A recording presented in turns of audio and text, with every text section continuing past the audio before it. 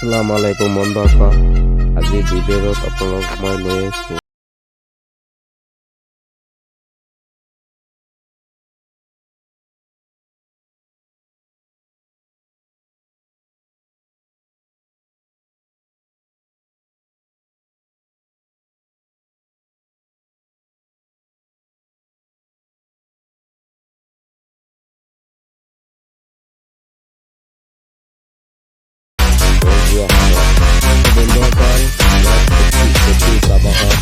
আল্লাহৰ সৃষ্টিৰ সৌন্দৰ্য যেন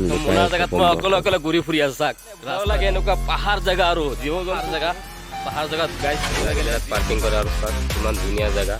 ইয়াত পাৰ্কৰ ৰাস্তা 200-300 টকা লাগে টিকেট চাবলৈ বাগান ইয়াত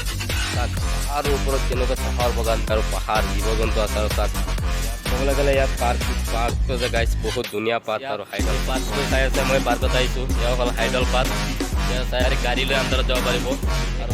ঠাণ্ডা জেগা ঠাণ্ডা বতৰ টিকেটটো ডাঙৰ পাৰ্ক মজাৰ পাৰ্ক আৰু মই ভিতৰত মাজে মাজে ভিডিঅ' ব্লগ পাবলৈ হ'লে বহুত পাৰ্ক আছে আৰু ইয়াত পাহাৰৰ পানীবিলাক এৰে আৰু এয়া কৰি চাওক আপোনালোকে চাওক জীপবিলাক ডেম দি গৈ চাওক কিমান ডাঙৰ আৰু মেইন গেট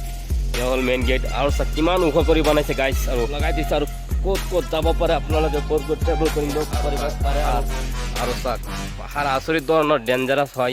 ইয়া হ'ল ড্ৰেমৰ মেইন গেট দিছিলোঁ মোনাৰ জেগাটা এটা সাধাৰণ জেগা নহয় আচৰিত ডেঞ্জাৰাছ জেগা হৈ যায় টুৰিজমৰ কাৰণে এই জেগাটো মোনাৰ জেগাটো আচলতে এতিয়া ঠাণ্ডা লাগি আছে এতিয়া মানে